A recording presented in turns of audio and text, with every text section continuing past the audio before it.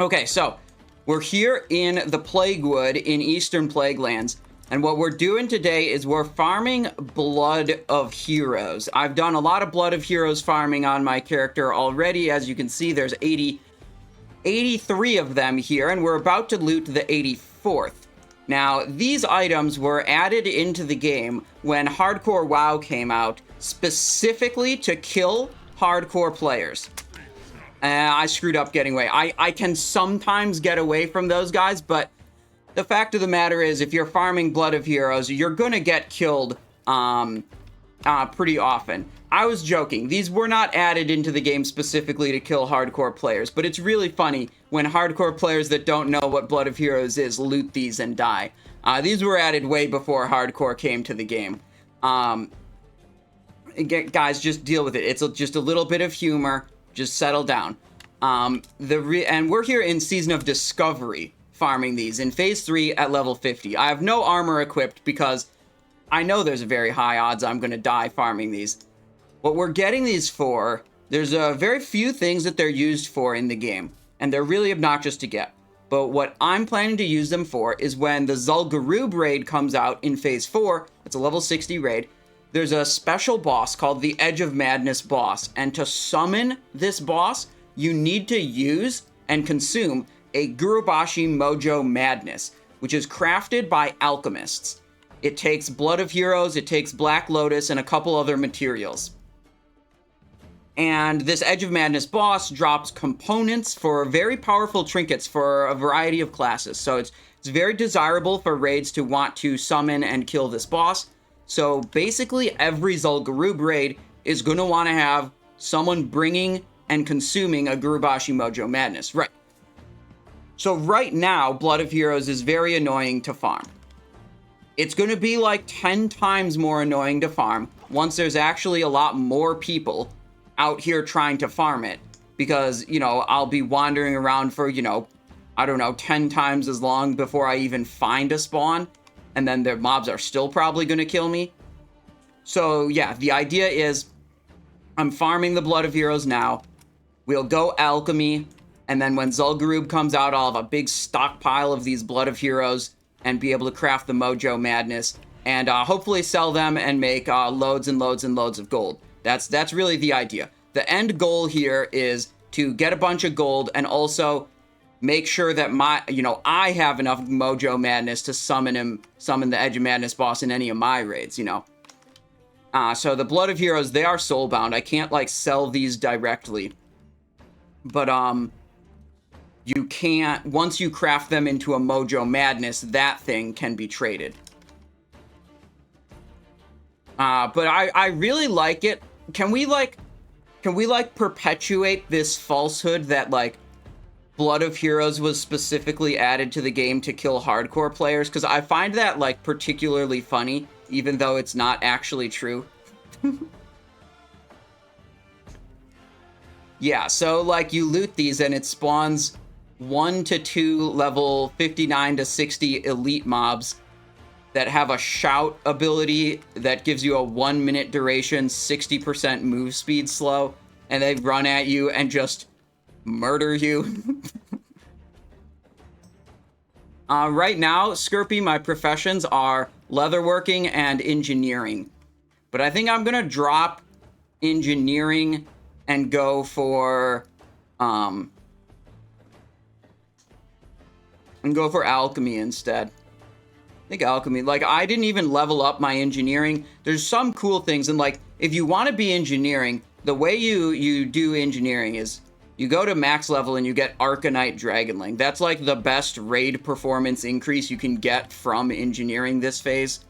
And, like, engineering's probably a bit better if you're really focused on speed running, because access to the advanced target dummies is super good. Like, those are really good for doing, like, big speed run trash pulls and stuff like that. But for, like, outside of speed runs, I feel like engineering's probably not the way to go to, like, max out your raid performance. Like, enchanting and alchemy are offering generally better performance boosts this phase. You need recipe for this mojo, or is it quest? I didn't look this up specifically. I'm just recalling from my memory. I'm pretty sure the way you get the recipe for the Gurubashi Mojo Madness is that you go into Zul'Gurub, and in the area where the boss, the Edge of Madness boss is, there's like a tablet on the wall, and you right click it, and it just like, if you're a 300 alchemist, it teaches you how to make it. So like, I will show up to the very first Zul'Gurub raid as a 300 alchemist with Blood of Heroes and like a Black Lotus in my inventory, and then hopefully learn the recipe and craft it on the spot. Or what I could also do is, like, the second the phase goes live, I could maybe stealth into Zul'Gurub, learn the recipe, die, leave the instance, and then sit outside the raid and just sell crafting of Mojo Madness to everyone that's going in. Just be like, have my Black Lotuses, have my Blood of Heroes stocked up, be like, I'm right outside the instance, I can already craft this, let me sell it to you right now. The Mojo is not bind on pickup. These Bloods, however, are. So the blood is bind on pickup, so the alchemist needs to go out and get that themselves, but once they craft it into a Mojo, they can trade it.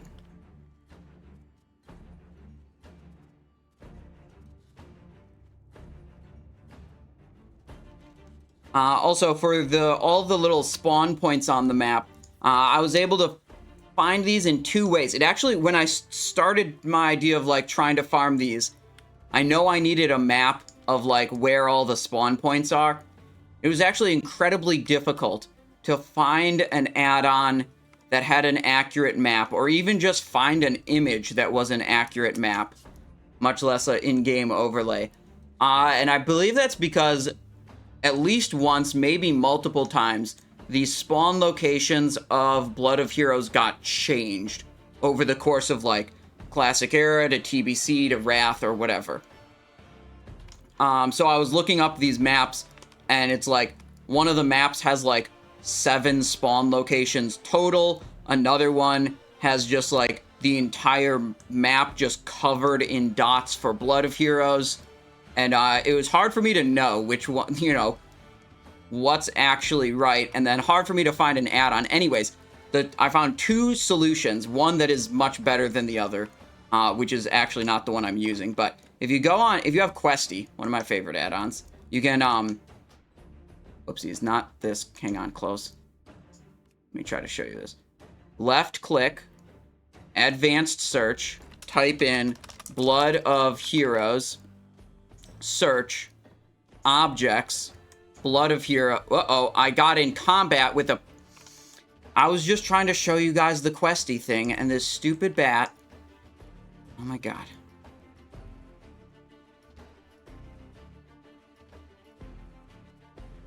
Can I go up to this guard tower?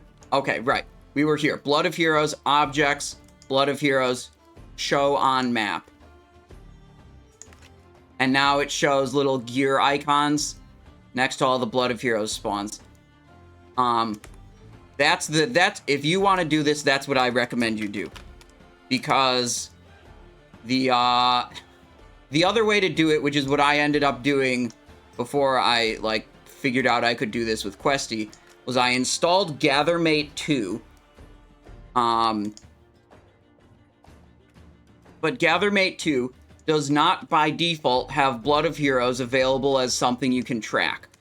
Even if you go to the in-game options for Gathermate 2 add-on, Blood of Heroes is not listed as an option of something you can even select to track on your map.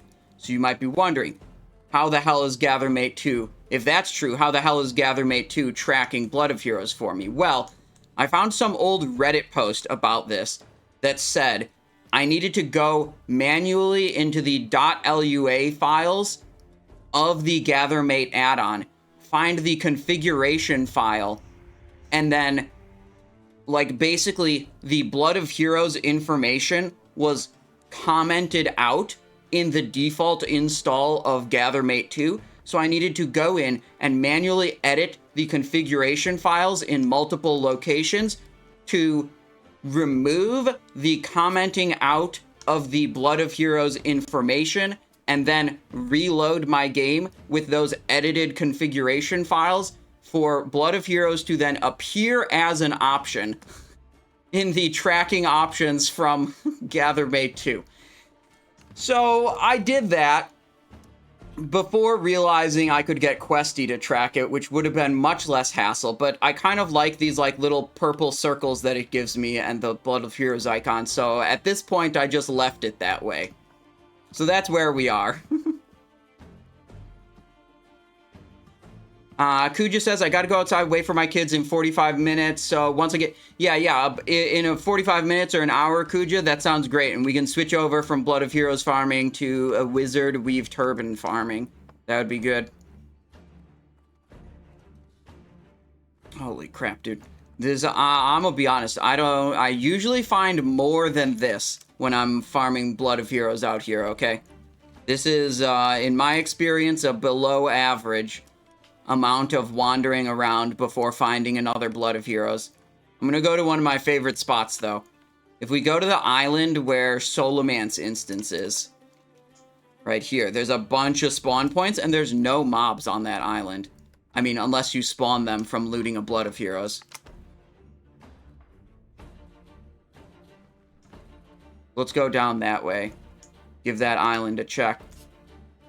Most of the time when I make the way... Like, this island is a little bit out of the way.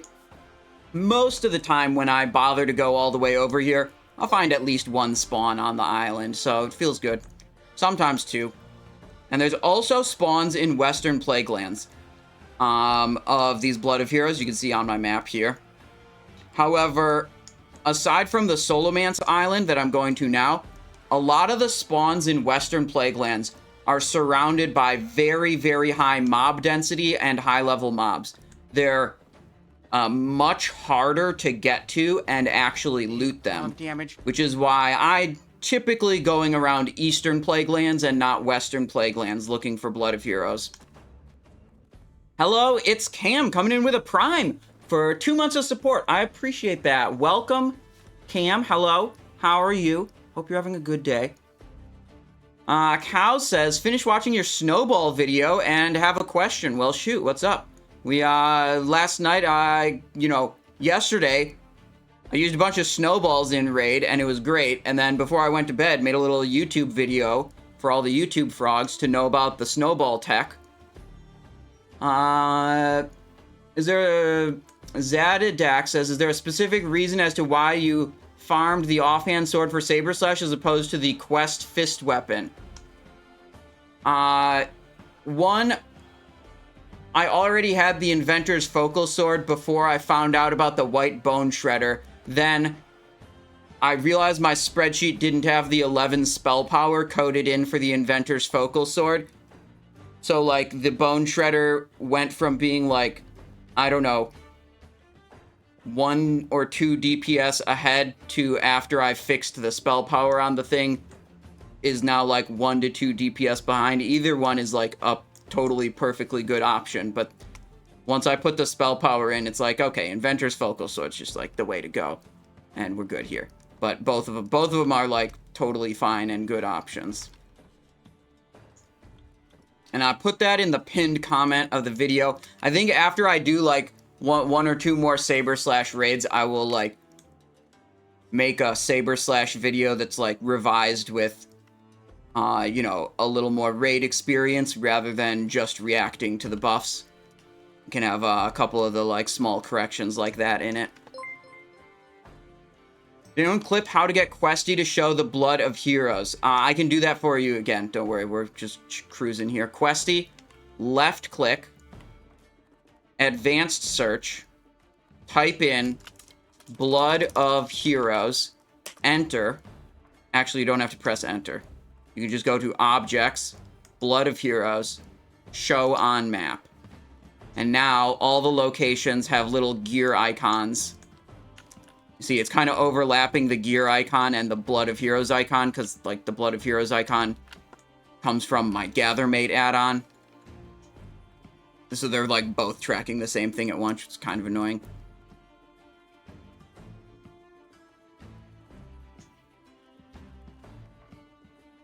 Sound says, evening, Simon and chat. Hope everyone is doing well. Welcome to the stream, Sound. Cows had a question about Snowball. Do you pop Snowball after first or second knockback? Like, does the second wave knock you after snowballing? I think you could just snowball for both of them. But what I did, well, I'm not sure if I actually executed this properly. I think I'm going back to Eastern Plaguelands. Turns out there were not any Blood of Heroes spawned on this stupid island. Unlucky. Back to Eastern Plaguelands we go. Right. So, like, when the snowball things happen, hang on. Let me give a little bit of context here. And also link the video. Snowball Sunken Temple. Is that going to show my video? Yes. That shows Snowball and other unusual items. Here we go. Put that in chat. Look, right at the start, watch. The knockback's happening, knocked back, and then I interrupted the knockback mid-air by using a snowball on myself. Let's see if I get a better image to explain what I'm about to say. Here, so go to the left. There, that's perfect, that's perfect, that's perfect. So, he's going over like this. The other dragon is over here, right? So he's going to knock that direction. So I'm moving to the left of this guy. So the knockback will send me like that. And then this knockback will happen, which will send me that way. And I'll snowball myself again. So watch. See there? And I'm mostly in range. You could probably snowball both of them in sequence, but you can, if you plan ahead with the, like, where they're positioned, you can, like, position these knockbacks to, like, keep you close in range. So this is the snowball tech. And you use those snowballs to prevent yourself from getting knocked far away from the bosses, so you can stay close to them and continue doing a crap load of damage. Are you already prep farm for next phase? Yeah, Koala, that is what we're doing here. We are farming Blood of Heroes, which is not something we need for any purpose in this phase. It's something we need for next phase.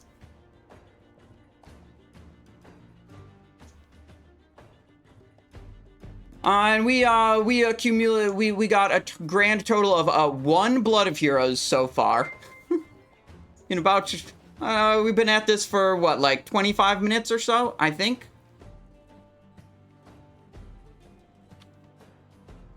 Is that Sawbones' shirt? No, dude, it's Red Stylish shirt made by Simonized Druid. One of the most famous tailors in all of the land. ZG going to be out at the beginning of next phase? I do not know. Normally, Zul'Gurub, if you go by, like, normal patch progression of the Classic Era servers, Zul'Gurub comes out after Blackwing Lair. But who knows how they want to, like, structure the raid releases in Season of Discovery. I would say, like Kuja says, I would say unlikely that it's out, you know, immediately, but there's no official information about that.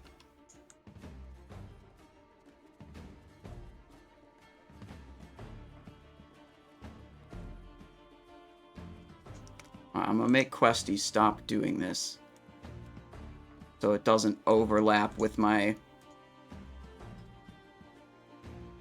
Gathermate add-on. Oh, okay, we found one. No!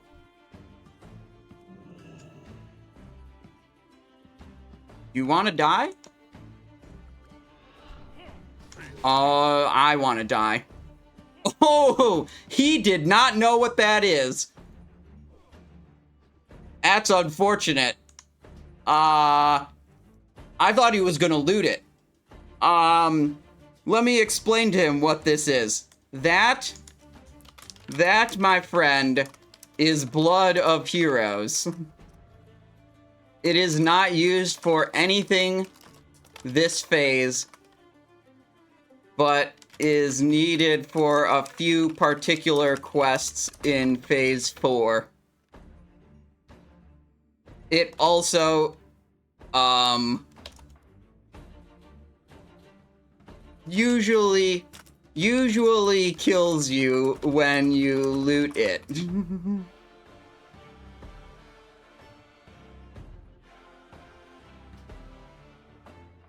Well, I thought he was gonna take the Blood of Heroes from me. And okay, I've shown you guys me dying to the Fallen Heroes twice now. I promise you guys, I can get away from them. I can get away from them. I'm just like using my abilities wrong. Okay?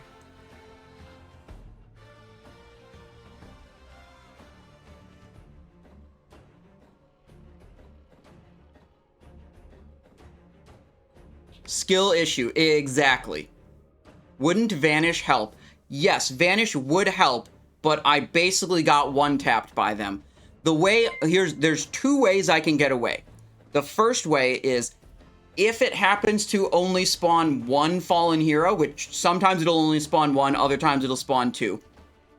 If it only spawns 1, I can blind the fallen hero before it does the movement speed slow ability on me. And then usually that gives me just, like, if it gets blinded, I can just run away. If it spawns 2, and this will also work if it spawns 1, I can sprint and run away. And I want to jump like 1 or 2 seconds after it spawns, because when I'm midair in a jump, my movement speed cannot be modified. So the idea is I jump like a moment before he does the demoralizing movement speed shout thing, and then I can keep moving fast until the jump lands. That gets me a little bit more distance away, and then I finally press Vanish. The mobs will reset back to their spot. I have to be far enough away from them, even if I'm vanished. I have to be really far away from them, because they will just see through stealth. So I have to get as much distance as possible. That's why the jump like thing is important and the sprint is important. Because if I just vanish right next to them, they will just see me through stealth and kill me again, you know. So that, yeah, that happens sometimes. Blind undead. These guys, yeah, they are undead. Yeah, you can blind them. No Blood of Heroes spawn right here. Let's move along. We've looted a grand total of 2 Blood of Heroes, and I swear to God, I'm going to show you guys successfully get... I show you how I can successfully get away from those at least once. Because it's, look, it's a little embarrassing, okay? Video about farming Blood of Heroes and being like, trust me guys, they don't kill me every time. Just trust me. They've killed me every single time you've witnessed me loot one, but trust me, I can get away from... I have to prove it to you guys. Okay, by actually doing it. How did the Saber / raid go? Then normal with Mutilate. Thoughts now? I actually, after doing the Saber / raid, I am more impressed with Saber / than I was before. Because, like, when we were just thinking about the theory of, like, okay, Saber / like, seems to be doing good on the simulator and the spreadsheet. Like, it looks good and we configure it this way. All that's good. But, like, we also knew, you know, from the theory side of things and thinking about it that, like, Saber / has a really big ramp-up time of, like, stacking up your 5 stacks of Saber / and then starting to do damage. It's got a big issue being, like, very reliant on Honor Among Thieves, so if your teammates are dying, and then, like, that weakens your Honor Among Thieves, which weakens your Saber / spec, and, like, the Saber / spec just, like, isn't really that competitive if you're choosing to use combat potency or focus attacks. It, like, really needs to be Honor Among Thieves.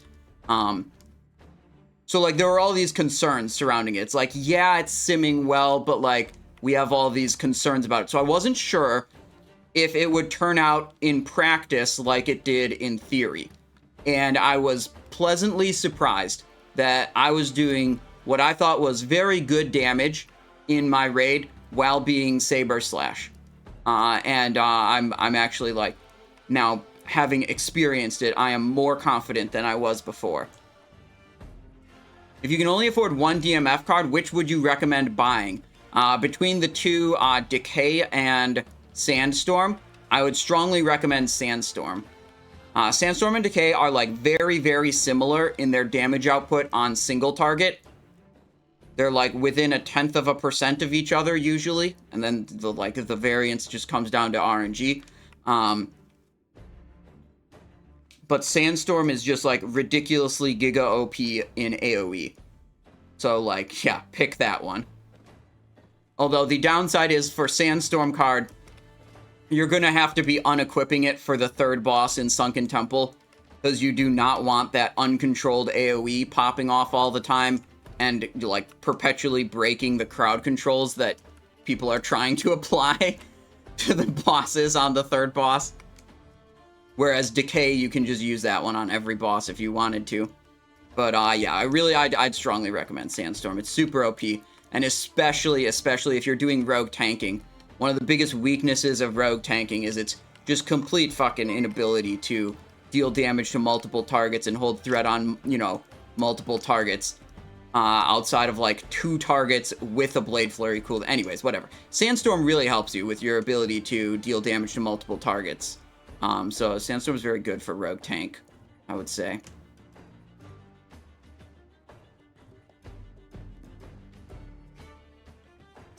I feel like the Darkmoon cards, they're so ridiculously expensive right now. It's almost like they're like almost too exclusive. I feel like if they should increase the availability of the Darkmoon cards like just a little bit. Not a whole lot to make them like a worthless commodity, but I feel like right now they're so scarce and they're so hard to get that it's almost like it's just like a bunch of people just don't get to play with them. Do you think they'll be good at 60? I think with their current implementation, I think there's very, very good chance that they will be good at 60.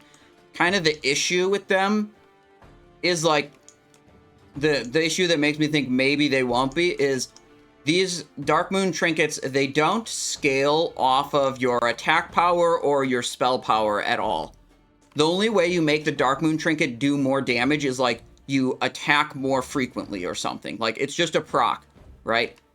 The damage of the proc doesn't go up with spell power, it doesn't go up with attack power. So it's very possible that like your other things that do scale with your other stats, like having more hit chance, that's more 1% more hit is more valuable when you have 1500 attack power compared to when you have 1000 attack power, right? Whereas Darkmoon card Decay is going to do exactly the same raw amount of damage whether you have 1500 attack power or 1000 attack power, right? That one doesn't change. But this one does get better. So that's the kind of thing. But my guess is these two Darkmoon cards, Sandstorm and Decay, will be like reasonable trinkets at max level. Unless we see some like big changes.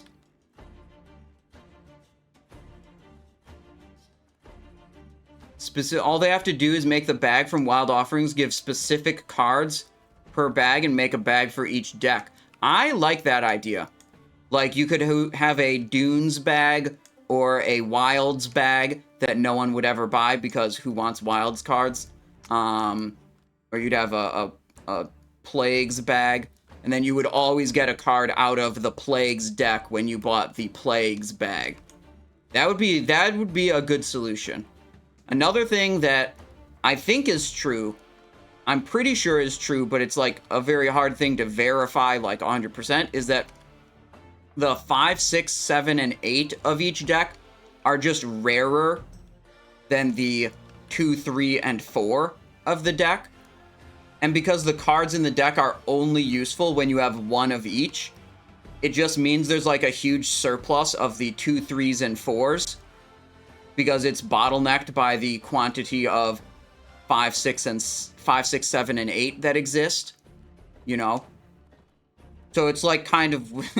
it's like kind of weird.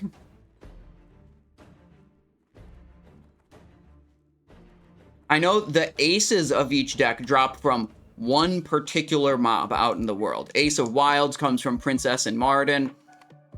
Ace of Plagues comes from actually 2 bosses. Festering Rot Slime in the raid, also Noxion in Moradin. Ace of Dunes comes from Chief Ukor's Sandscalp, last boss in Zul'Farrak dungeon. And what's the last one? Oh, Ace of Torment, or Ace of Nightmares, comes from the dragon bosses in Sunken Temple. Yeah, those ones are like particular places out in the world, the aces.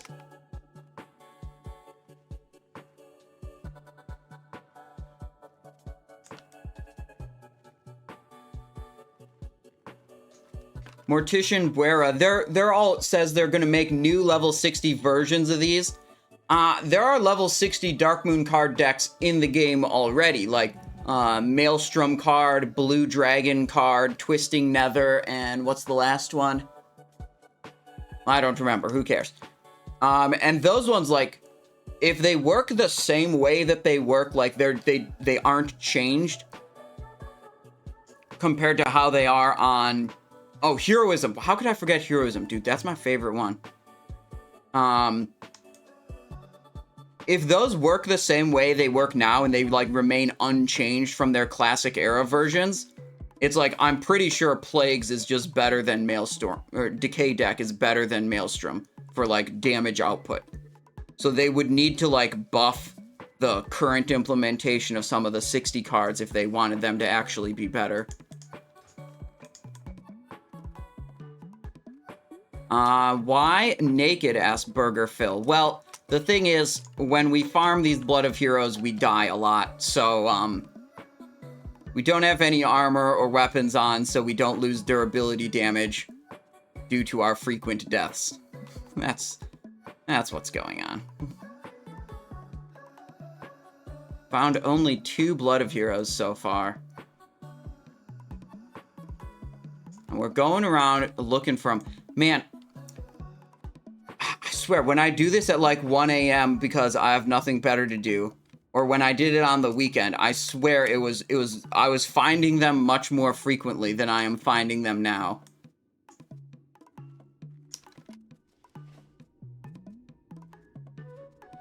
Zano says, Simon, hope you're well today, brother. Got the sword, the Sunken Temple, so you got the Dragon's Cry. Congratulations. I have run the last 3 Sunken Temples I've done. I've had Dragon's Cry on my, like, soft reserve, or, like, doing whatever I can with that raid's loot system to try to get Dragon's Cry.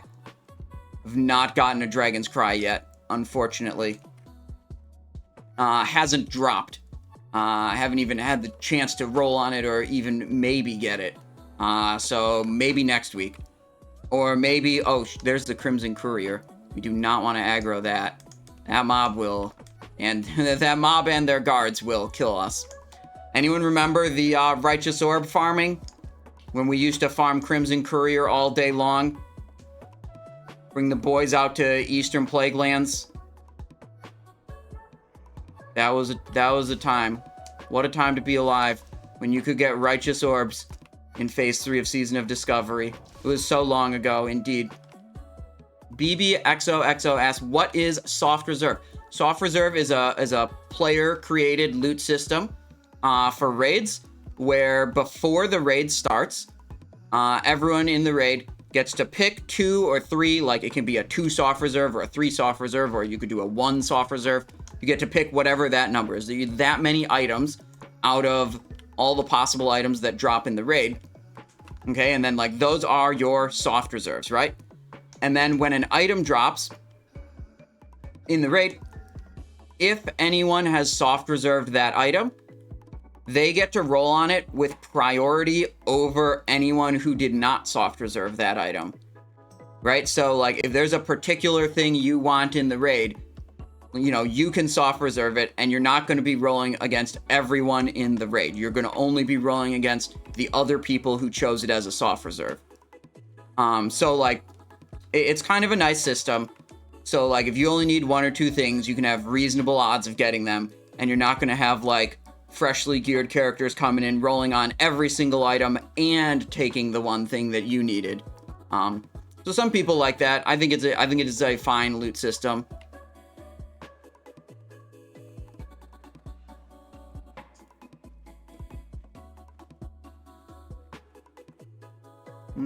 None of these spawned out in the Plague Wood. Looked at all those little spawn nodes. I only need DFT and Maladath. Yeah, bro. Lester of Disaster says, on German speaking servers, you often have a Prio 3 system where you have 3 soft reserves that are Prio'd SR1 over SR2 over SR3. Okay, so it's tiered even more.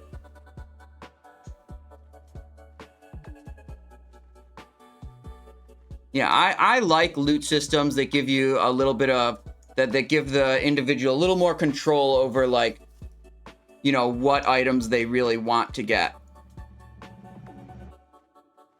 Did you play vanilla? Yeah, I played, I've played World of Warcraft from 2004 on to about, like, the end of Wrath of the Lich King in, like, the original expansions. I was definitely a noob back then. Stupid kid. Then I played just a little bit in Cataclysm. One of my friends got me to, like, re-up to the game, and then I was like, this is kind of dumb. That's where I left off. That's, like, the last time I ever played the retail expansions. And then I've been playing Classic ever since it came out.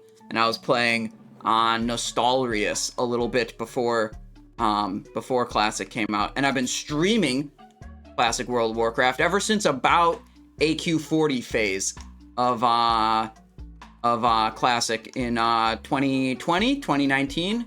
Can't remember exactly when AQ40 came out. But it was great. You know, I remember back in the day, I had a really bad computer back then. And, like, look, you didn't need 60 FPS to hit Blade Flurry and then, like, and your Badge of the Swarm Guard and your Kiss of the Spider and then press, you know, Sinister Strike a bunch of times and do a bunch of damage. Like, as long as you had a rough idea what was going on and you kept pressing Sinister Strike, you'd do a bunch of damage even if you had, like, 5 FPS. So, like, my computer was so bad that it would, I mean, it would lag out and it would stutter when a bunch of spell effects started happening on the first pull of Molten Core when we pulled 2 Molten Giants. But, you know, by the end of the pull, my screen had progressed, like, a total of, I don't know, 30 frames over the course of the full pull. And, like, I was top 3 on the damage. Because, like, again, all I have to do is press Blade Flurry, get myself between the mobs, and then that pretty much takes care of itself. You know, I don't need the frames to input the Sinister Strike inputs. But some of my guildmates realized that this was overall, like, a problem that should be improved. And I'm stubborn in, like, upgrading my equipment.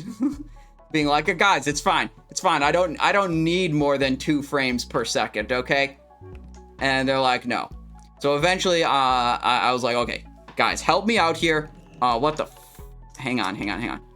Help me out here. Tell me what I should buy to make my computer better. And I'm like, I'll spend like $500 upgrading the computer. And then what happened is a bunch of my guildmates actually donated parts and added a little bit to the funds. And they so then I had a larger budget to make a computer that was actually capable of streaming. And then I started streaming. So yeah, and then that was good. And that's the computer I have now. I also remember I put it, like, I don't know which parts to buy, but I can figure out how to put the parts together once I have them, right? Like, that's not too hard. I remember I put them all together, and then I was, like, on my phone because my computer's dead, and, like, on the Discord being like, guys, I put everything together. Something must be wrong with the power source. Like, the power source, it's plugged in back. You know, it's plugged in here. It's just not turning on. And I like, had to talk to my friends who had helped me, you know, select all the parts for this. And, the problem was that there's not only a, like, on-off button on the front of the tower, there's a flip switch on the back at the power supply that you have to turn on also. I didn't turn on that flip switch in back. That was flipped to off, and I was just pressing the power button on front, being confused why nothing was turning on. So like it's plugged in, it's hooked up internally. Like the front button is connected internally. The back button, you know, the power supply is connected to the motherboard. This is like, it's all good, except for that little like on-off switch on the back of the power supply. That was the error.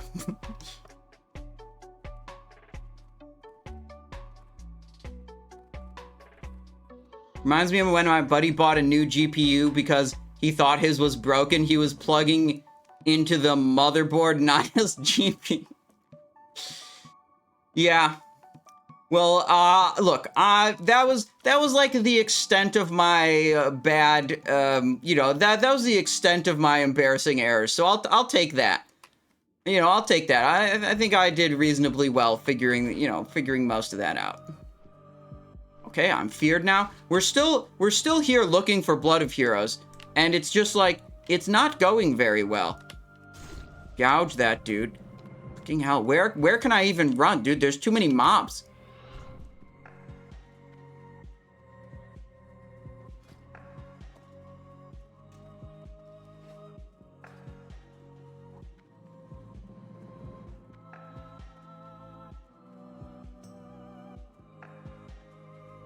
Yeah, I think the best way to learn how to do things, like I've assembled, disassembled, and repaired a large variety of machines and tools and things in my life. And the best way to do it is to just do it. And like, you'll make some errors, but in doing it yourself and making those errors yourself, you will learn for me, I will learn way faster than like reading a book and trying to memorize steps. You know?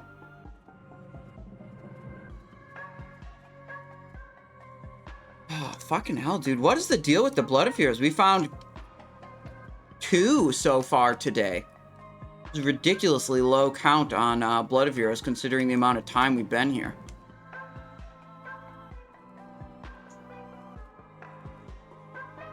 Have you ever read a book, Simon? Nismo? Yeah, of course I read a book. Look at all the books back there. Lots of books. Swap a layer? Maybe.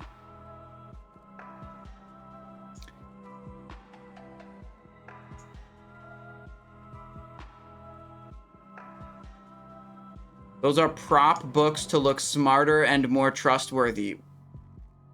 Well, question. Is it working? Do you think, like, of course? Well then, good. Good. That's all we need to know. Moving on. Blue swords that drop from Sunken Temple really that much worse than other options? Blue swords, Flame Breath Blade and Vile Blade of the Wretched. Not really that good. Not even top 10 options. That's what I would say, yeah. I mean, Inventor's Focal Sword is just kind of nutty. It's like everything you want it to be. Super fucking fast. It has critical strike chance. Okay, it's super fucking fast. It has at least reasonable weapon DPS. You're not using this in your main hand anyways. And it has good secondary stats. It's got 1% crit and it's got 11 spell power. That spell power boosts up your Envenom damage, and it boosts up your Dragon Breath Chili. And I believe, I checked it this morning, it looked to me like, at the very least, the tooltip for Saber Slash on the simulator has been updated, which makes me think that the Saber Slash changes are actually implemented in the back end on the simulator. And, like, you know, as confident as I am in my math, like, I was still a little skeptical that, like, this Bloodied Sword of Speed would, like, actually be better than more traditional sword main hands, like slow weapons like Thrashblade or Legionnaire's Sword. So I was waiting for the simulator to be updated, and the simulator also thinks that Bloodied Sword of Speed is, like, meaningfully better than Thrashblade, so it agrees with my spreadsheet assessment. So, like, I played it in a raid, The spreadsheet thinks Bloodied Sword of Speed is better than Thrashblade. The simulator thinks it's better than Thrashblade. I'm now very confident that, like, there's no funny business going on here. There's no, like, error in calculation being made or something like that. I think there's just a lot of people that are just like Thrashblade stans, right? Like, they remember using Thrashblade. They want Thrashblade to be good. Or, like, you know, they want to use Thrashblade again. So, like, they're very frustrated when they hear me being like, fast main hand and not Thrashblade. And they're like, oh my god, this guy. I mean, there's a lot of YouTube comments. There's one YouTube comment under one of the Saber Slash videos that's like, the guy said something along the lines of like, I'm losing a lot of respect for this Simon guy after he's not recommending Thrashblade. There's so many, like, what about Thrashblade? Why not Thrashblade? Why not a slow main hand? And, I mean, basically the answer is, like, the speed of the weapon is not the sole determining factor in the, like, the desirability of the weapon. It's like the weapon's DPS matters, the secondary stats matter, and the weapon speed also matters. And the fact is, as far as pre-raid weapons, there's like Bloodied Sword of Speed is like the only sword at 40 DPS that's even available. And all of the other ones are like 35 DPS or maybe 36 and below. Like Thrashblade and Legionnaire's Sword are, you know, 2.7 speed swords or 2.6. But they're 35 DPS. That's 15% weapon DPS behind Bloodied Sword of Speed. And at that point, well, the weapon DPS trumps the speed difference. Because that's a big, big difference in weapon DPS, you know? You managed to get a Crusader enchant. I did not. Okay, we're going to wander into Western Plaguelands, despite it not being a place I usually favor for farming Blood of Heroes. Because we've just been, like, perpetually striking out on finding Blood of Heroes. Like, we found 2. We've been at it for about an hour now, I think.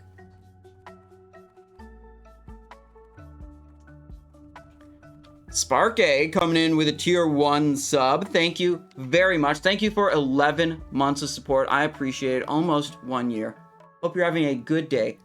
And welcome back. Hope you're enjoying the stream too.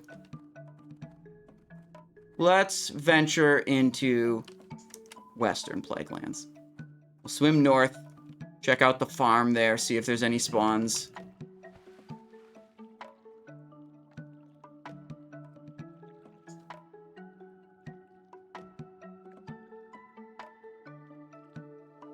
Ritter says it's just people really don't want to do STV. I believe that also, Ritter. Like, oh, I gotta go back to STV, farm 25 more blood coins. Oh no! Oh no! Yeah, I get that some people really don't like that event.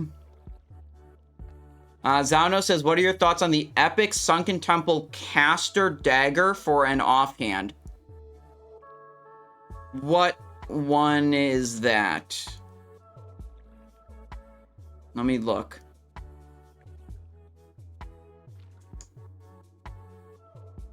Wow, head.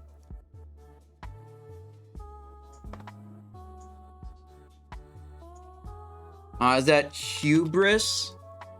The Bandit Brander? Jamal on the Prophet. 1.8 speed, main hand only. Yeah, okay. Dagger main hand for Saber Slash, not a good idea.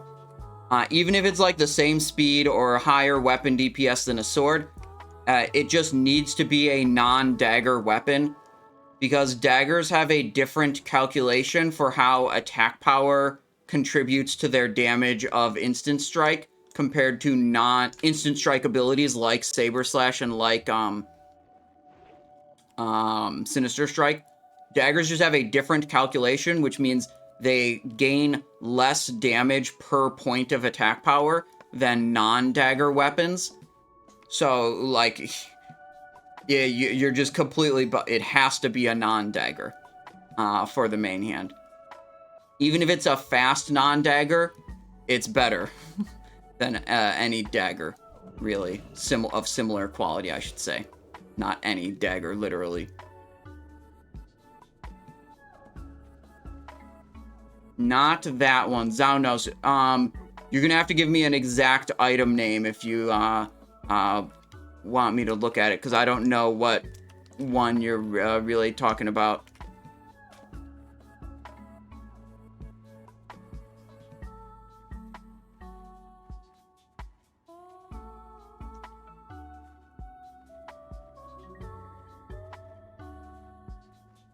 Zugzug says, having a hard time finding info on the buff that the Bloodied Sword of Speed gives. Looking at your logs, I think it's called Troll Speed, but that comes up with no results on Wowhead.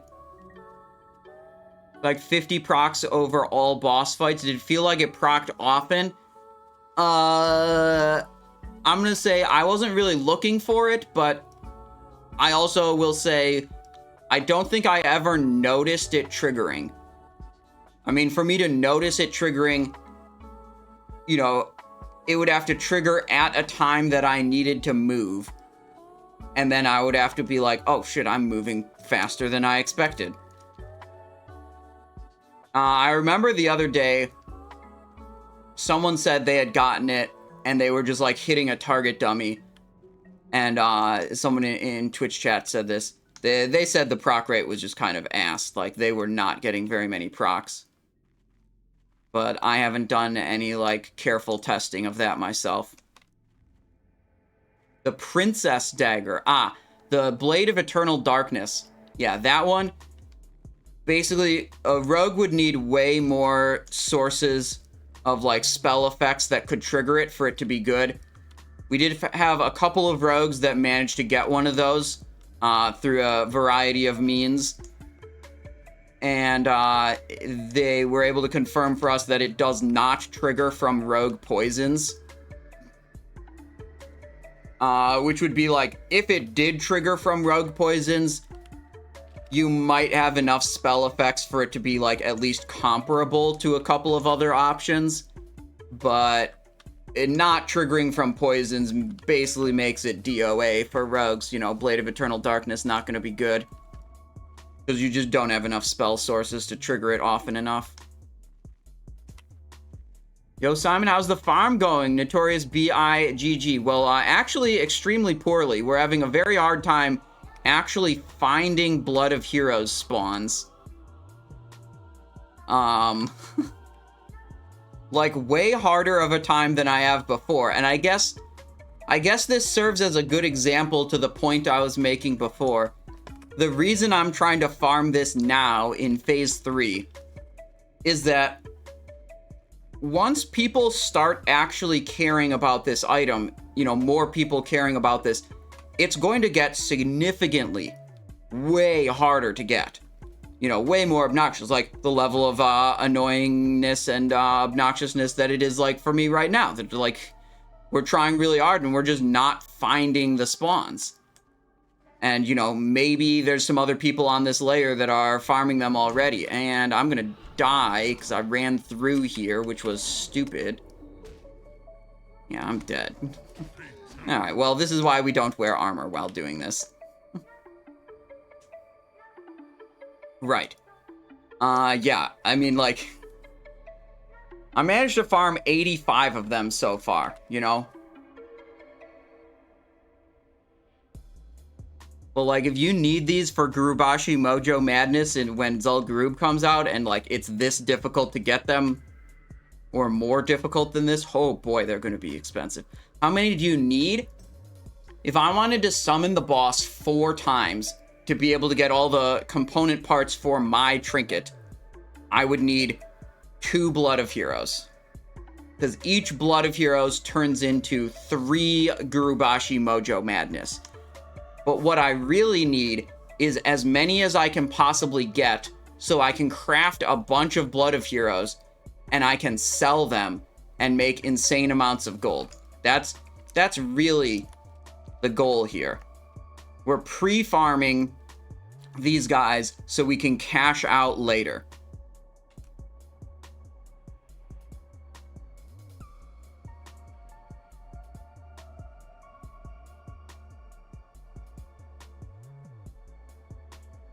What does it mean? Generic Bobka viewer says, @Simon, what does it mean when my girlfriend says she's interested in raiding my molten core?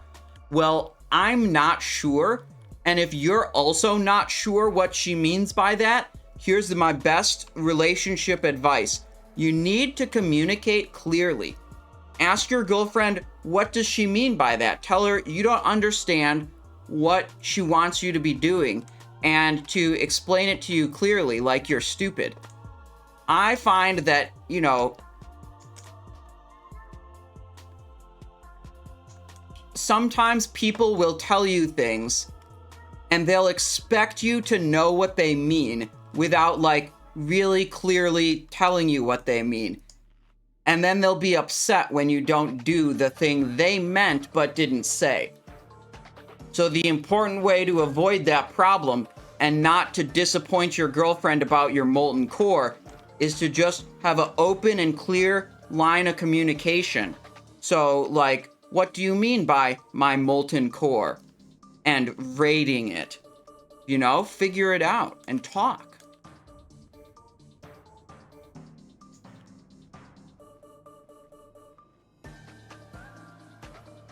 Okay, here's a really funny thing. This is a group. Really hoping that there's a Blood of Heroes spawn around here. There's some players here right now, like you can see some people that are farming these mobs for Argent Dawn reputation, right? I've done this once before, but it was off camera, and I'm very sad that it was off camera. They're trying to get Argent Dawn reputation for other reasons, whatever. You can get, like, some profession recipes and stuff. Who cares? Sometimes you can come up to these areas where they're farming Argent Dawn reputation and loot a Blood of Heroes. And you remember what happened when I looted a Blood of Heroes before and it spawned multiple level, 59 elite mobs that just killed me and that other druid? Yeah. So if you spawn some of them near a group like this, it usually wipes the group and they have to leave and go to a different farm or change layers or wait for the fallen heroes to despawn, because it's just, like, pretty unreasonable for them to even fight the fallen heroes that spawn, which is frankly, I think it's kind of funny. It's definitely toxic.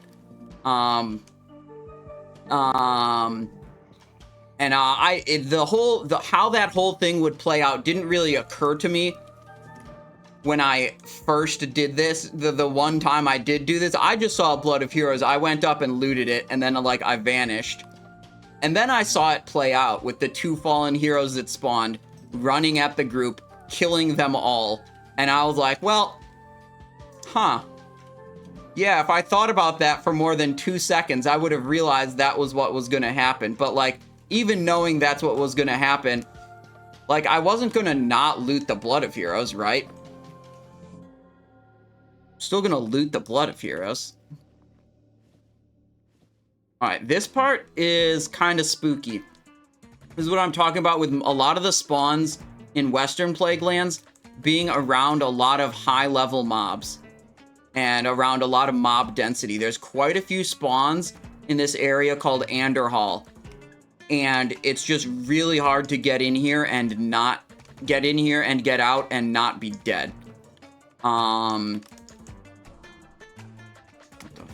Skeletal Warlord.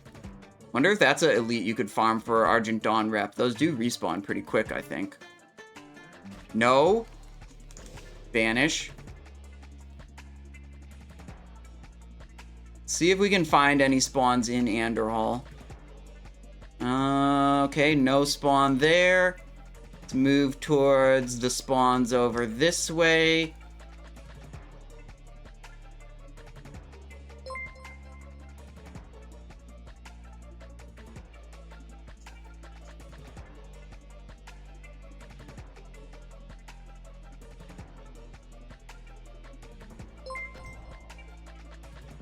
I equipped my Filcher's Cowl and my... Oh, wait, is that... Oh, there's one. There's one. There's one. Yes, dude. This is it. This is what we're here for. Now, we burned our Vanish already, which means we're almost certainly going to die. But we could maybe sprint somewhere towards another potential... Like, we could sprint that way. Here we go. Let's loot it from this side, then we'll sprint away.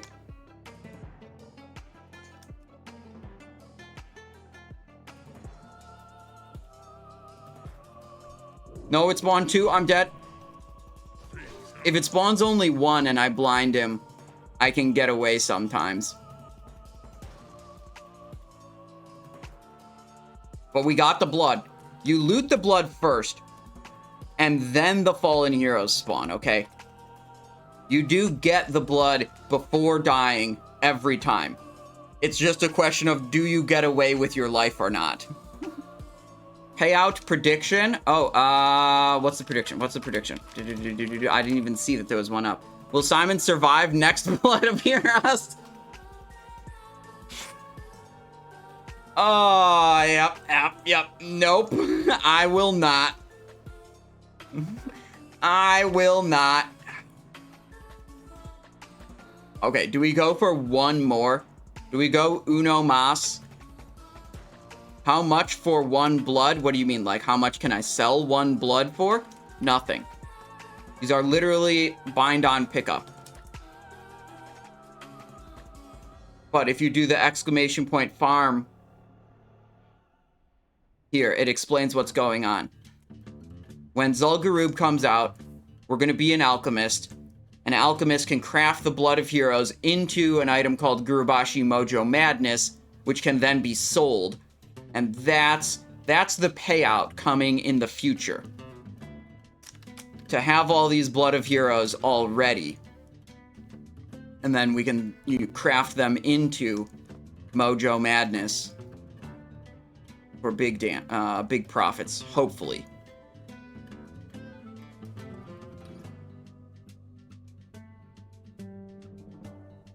Friggin' Anderhall, dude. There's like 8 mobs in every direction. Within 2 feet of you. This place is insane. See, it looks like there's, according to my map, there's another spawn point right where I'm standing. But it's not here. Not spawned. And try to resurrect, enter stealth real quickly. I think you have like a second or 2 when you resurrect before mobs will just like instantly aggro you, that you can enter stealth like that. Oh, that's a resist. Let's go this way instead then. Split between these 2 mobs. So you can get over to a different potential spawn point. Right here, according to the map. Looks like it's not up unless the spawn is a little farther ahead. No, it's right on that side of the... Okay. Good. Okay, so that's not spawned. We'll go around this way. Oh, look, it's Araj the Summoner. Bet you could farm this guy for Argent Dawn rep. I bet that guy drops... Does that guy drop Corruptor's Scourge Stone? There's all these people farming Argent Dawn rep, and my guess is... I don't know, I feel like there might be better ways to farm Argent Dawn rep than, like, farming the Cauldron Lords. Oh, if he drops a Corruptor's Scourge Stone, that's not even that good. Because the Scourge Stones, actually, never mind. Scourge Stones, like, only one person gets to turn them in. They're not group loot, where, like, everyone in the group gets to loot one. So, if you brought a squad of, like, 10 people out here that was sufficient to kill that guy, I don't know exactly how many it would take. Even if you did that, you're only getting one. Even if you did that, and even if you did drop a Corruptor's Scourge Stone, it would still only be one person out of that group of 10 that gets the Corruptor Stone. Okay, I'm gonna be right back real quick, take a bathroom break. I think we'll go for We'll go for a little bit more on Blood of Heroes, then we'll switch to trying to farm Wizard Weave Turban, and I'll tell you then about all the Wizard Weave Turban stuff. But I've really been disappointed with the number of Blood of Heroes we've found. I wanna find one or two more. Be right back.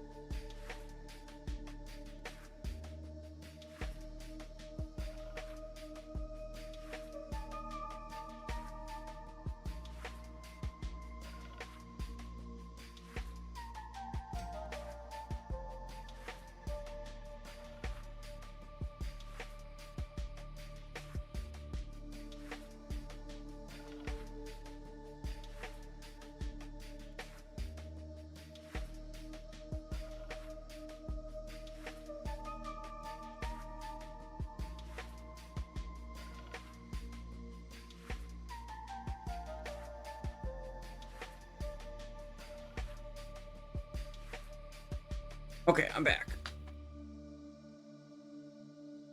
Kuju says you're here whenever. Okay. We'll go one more Blood of Heroes and then switch to Wizard Weave farming.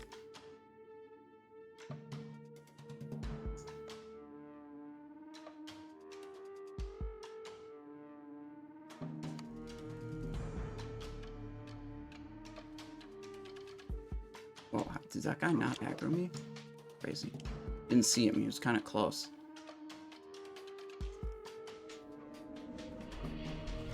It's possible to farm Cenarian Circle reputation, or it's locked behind Silithus quest. I'm not sure. I think you can get Cenarian Circle reputation just from killing the Twilight mobs out in Silithus.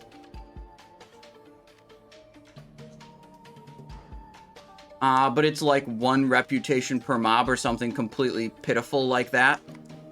If you wanted to farm Cenarian rep right now, I would go out there and kill the Twilight mobs in Silithus. You know, you might need a squad because they'll be high level. But you might get a meager amount of reputation per mob kill, but you should be able to loot the, like... Oh, maybe you can. Maybe the loot's disabled. I don't know. Maybe you can loot the Twilight Cultist texts right now, right? Even if you can't turn them in yet, if you can loot them, you're essentially pre-farming the reputation. And then when the turn-in quest for the Twilight Cultist text gets enabled, you then have a big stockpile of them you can turn in. I'm not sure. I haven't really investigated that.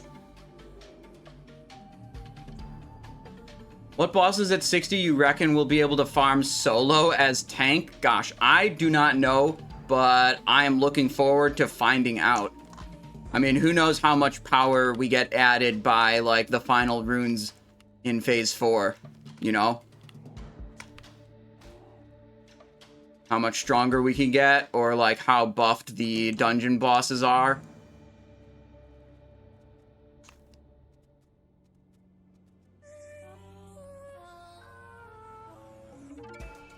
Imagine if they gave a prismatic rune slot where tanks can get... Oh, that would be crazy. A prismatic rune slot? Like a slot where you could put any rune from any of your other runes? Whoa, I had never thought of something like that. I'm not sure if that would be at all balanced, but that sounds really cool to me. Like your shoulder rune, it's just a prismatic rune slot. Like you can put a head rune on, you could put a chest rune on, you could put a glove rune on, you could put whatever into your shoulder. And then there's like no unique shoulder runes. I'm sure it would be ridiculously OP, but like think of the possibilities. Dude, if you ran... Imagine if you ran combat potency and focused attacks, and you could just like You would just like never stop pressing buttons because you just have such just unlimited energy.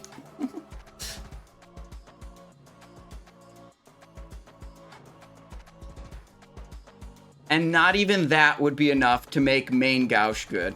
We'd still never use main gouge.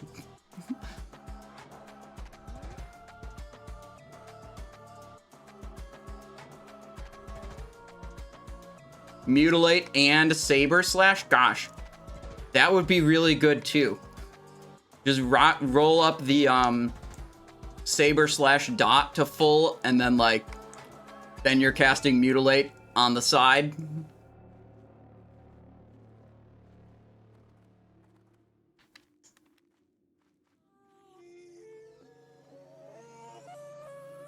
Can I get up here? Maybe find this one?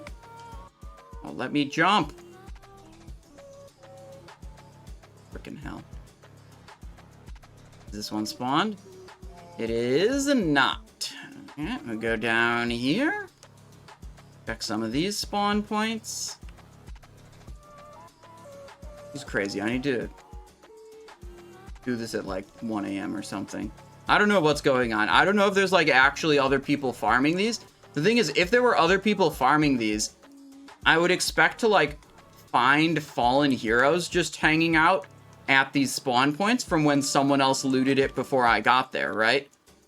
And I'm not seeing that. I'm just not seeing fallen heroes or blood of heroes going anywhere. So like, I don't know what really is going on that I'm having such a lower like success rate of finding these.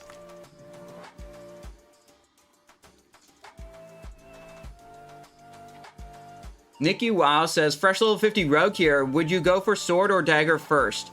If you're just trying to give yourself a setup that's like reliable and gonna do decent damage, I would go for mutilate with cut to the chase rune on your wrist and combat potency rune on your helmet, and pick a very fast offhand dagger. The best would be Julie's dagger, but that's extremely expensive BOE, so maybe not realistic. You can get Hook Fang Shanker from Blackrock Depths Arena. You can get Debased Stealth Blade from Sunken Temple Raid, or a like surprisingly still very good option is Sacrificial Chris of Power, which is a BOE green. You can go of Power or of Agility or of the Tiger. Just look for a Sacrificial Chris on the auction house. Like, that's a level 39 green. We had that last phase. Prices on those are very reasonable. It's still a pretty good dagger. And you'll want to get, yeah, for your main hand, the fast offhand is important for combat potency. For your main hand, as a fresh rogue, you absolutely want to go do the STV event and get the Gurubashi Backstabber. It's quite a bit ahead of your other main hand weapon options outside of raid, you know. So I would rate that as a definitely worthwhile endeavor to acquire, because you're going to use that dagger all the way up until you manage to get the epic degraded dire nail from the raid, which, you know, is not really in your control. You could do that raid a bunch of times and just never even see it drop.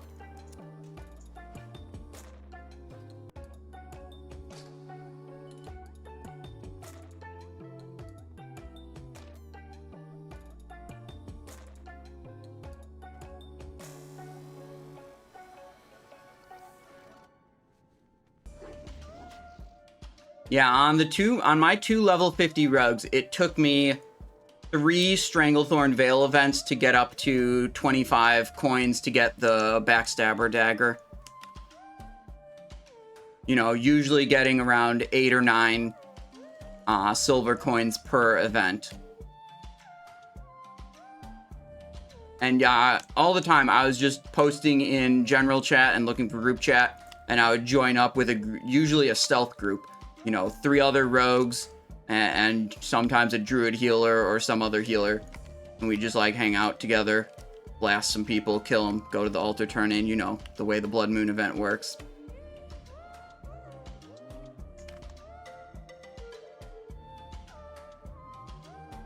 Okay, what's this guy doing?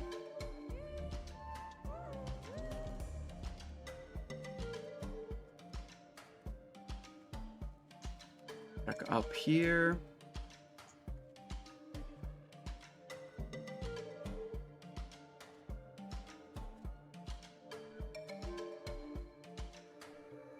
We're just killing mobs at Caradero, I guess. I mean, those are high-level mobs. This is where we're gonna be soon. As soon as I find one more Blood of Heroes, I'm gonna say that that's the limit. We'll switch gears when I find one more Blood of Heroes, and then we're gonna go over here to Caradero. We're gonna farm Wizard Weave Turban recipe. It's a tailoring pattern, and the goal with that is we want to get it so that we can craft a shitload of them and just disenchant them, because it has a fairly low, well, let's say relatively low material requirement to craft it, but it's a very high item level green, so it has a very good disenchant table. And based on the cost of the materials and the cost of the disenchant outcomes, I expect it to be profitable to craft and disenchant, but it is a very difficult recipe to get. It is not easy. So it's not like you could just be like, oh, let's just go get Wizard Weave Turban and make insane money. It's like, no, this takes some dedication or extreme luck. There's like one mob type out there that drops the pattern at like 1.5% roughly, according to Wowhead. And shares spawn with like 3 other mob types, so you basically just have to be killing everything, hoping the one particular mob type spawns, then you kill that one, and then you hope the 1.5% pattern drops, then it doesn't, and then you just keep doing it. And sometimes you get trolled because Wizard Weave robe pattern drops, which is not the same thing. It is not the same as the turban. You know, when we're planning to, like, disenchant something. Alright, no spawn there. No spawn here. Let's go here, here, here, and into Plaguewood, see if we find any of those spawns. Zauno says, since I was able to get Dragon's Cry but play a gnome, that was a mistake. Should I go for Inventor's Focal Sword offhand until Sunken Temple Dagger drops? Yeah, absolutely. Inventor's Focal Sword's very... Oh, here we go. Blood of Heroes. Okay. I 100% promise you guys, I'm going to successfully get away this time. Okay? 100%. There's no chance I fail. Okay? There's no chance. I'm going to prove it to you guys. I can get away without dying. Okay?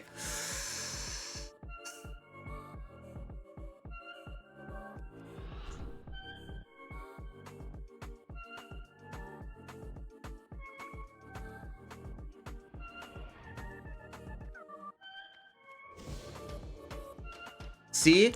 I got away without dying. Blood of Heroes secured, number 87. Isn't Runecloth Headband roughly the same and it's a vendor recipe? No. Runecloth Headband. This is level 54. Required, item level 59. Which means it's in a different disenchant bracket. You see, this is probably erroneous. This is what it's supposed to have. Illusion Dust, Greater Eternal, Large Brilliant. 1 to 2, 1 to 2, 1. Look at Wizard Weave. You don't even know, bro. You don't even know. That's why I'm here to teach you. Level 56. Item level 61. 2 to 5 dust. 2 to 3 Eternal Essences.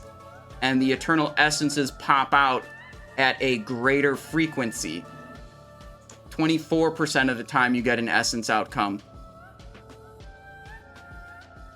Okay, I thought this was 20%. Well, whatever. Slightly higher. Whatever. It's still better. Alright. Prediction. Will Simon survive next Blood of Heroes? Yes, dude. Yes, dude. Okay. How many Blood of Heroes do you think will be enough? There is no limit. There's no limit to how much is enough. Okay? Basically, every Zul'Gurub raid will want to have and consume a Gurubashi Mojo Madness. Think about that. Literally every raid that occurs of Zul'Gurub will want to summon the Edge of Madness boss and need to consume a Gurubashi Mojo Madness. 1 Blood of Heroes can craft 3 Mojo Madness, so it can serve for 3 raids.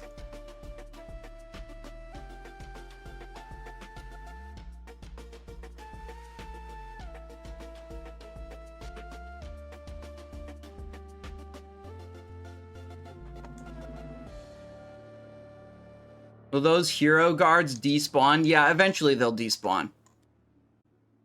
Okay, let's change gears a little bit. I'm going to